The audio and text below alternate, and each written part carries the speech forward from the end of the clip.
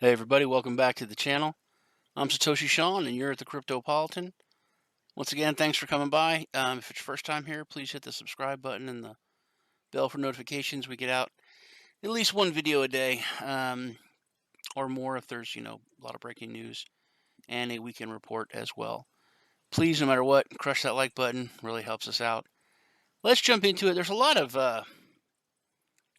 regulation news, a lot of government news, and other entities. First, I'll go over this and I'll dive a little bit deeper into it. It looks like a good story. It looks like a positive story. Pro-crypto IMF director emerges as a potential candidate for the president of the ECB. This lovely lady is, according to the leaders of the European Union, they are considering the currently serving managing director of the IMF. Now, this person is the director of the IMF right now in 2019, in mid-2019. The International Monetary Fund, Christine Lagarde, as a strong candidate for the position of European Central Bank's president. The president of all the European Central Banks. Although Lagarde is not entirely against cryptocurrencies, in fact, in an interview, she stated that the digital currencies are shaking the system. She is of the view that blockchain is going to be a significant force in the near future. Furthermore, it is possible that central banks may start issuing their own cryptocurrencies. Not a very ringing endorsement, number one. So it doesn't seem like she's that into it. But to go into, first of all, the IMF is terrible, evil. Don't use that word lightly. They're evil. They should be destroyed, in my opinion. They're predatory.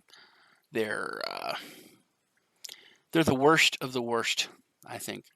But let's take a look at this person. Now let's go back a few years. This is not a Cryptopolitan news article.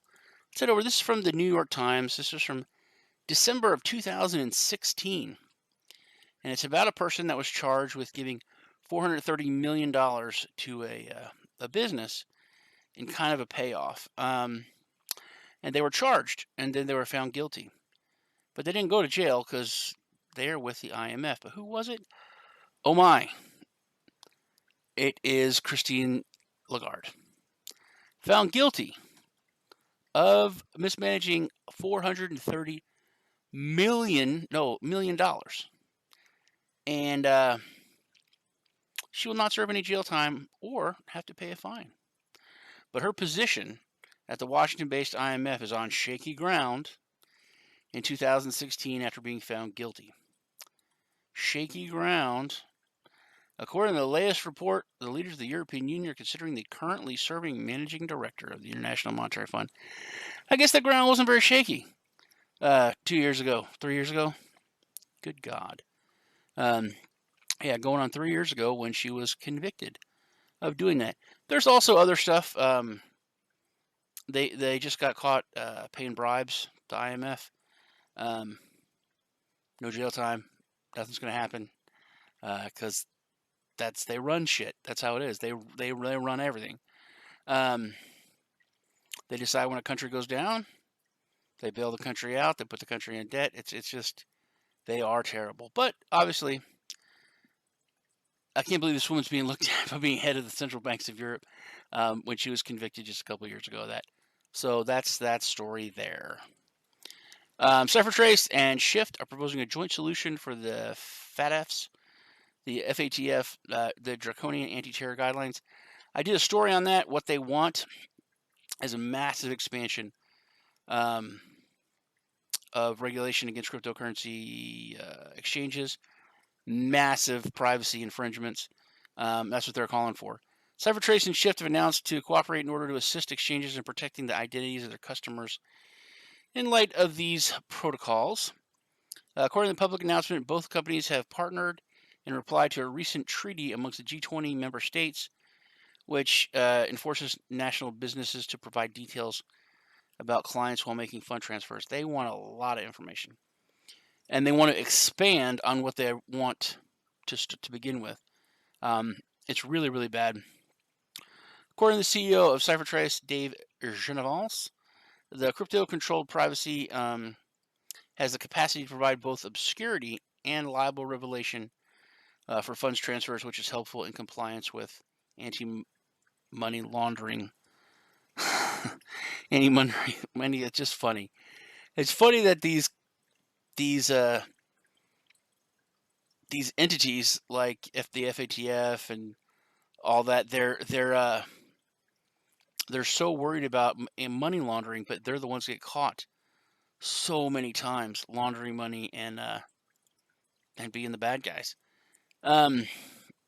More terrible news: the UK regulators planning to ban cryptos and CFDs.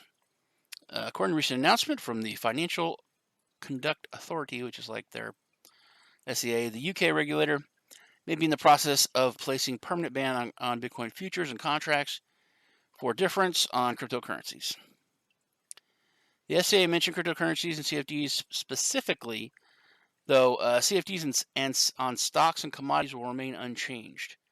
But crypto CFDs may receive a permanent ban due to the market volatility and already existing risks associated with contracts for difference. Of course, it's just silly. There's risk in any kind of other derivatives or futures market, but I think a lot of this pressure has to do with Brexit. I think when Brexit goes through, you'll see England you won't be able to tell the difference between U.S. and interests and Britain's interests. I think they'll just follow right along with whatever the U.S. does, because they're not in the EU anymore, and they're basically going to be an enemy of the EU. The EU is really very pissed. So they're going to hang out with their younger bro. That, by the way, happy 4th of July. If you're in the United States. If you're not in the United States or you're in the UK, then happy Treason Day. But I look to see that after Brexit for the UK to really strengthen its political ties with the United States.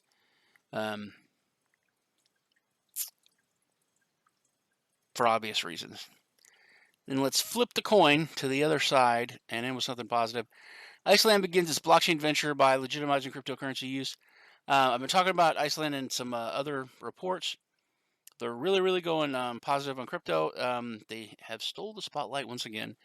This time for its cryptocurrency regulations, the Financial Supervisory Authority, the FME, the sole advisory for the financial sector in the country, has announced the legalization of the use of cryptocurrencies in the country by offering a license to the country's first ever cryptocurrency firm called Monerium. The FME has legally authorized the institution to facilitate secure and efficient digital assets transactions in the country. So, bully for Iceland. I really hope we get a lot more countries kind of pushing back against the tide and really help to further the technology along. So it really once again becomes a question of either jumping on board or getting left behind. Because I think Libra has really pushed the fight to the foreground a lot quicker than I think the cryptocurrency space was ready for. So, but that's my opinion. Thanks for hanging out with me. I'm Satoshi Sean. You guys take care, and I'll see you in the next video.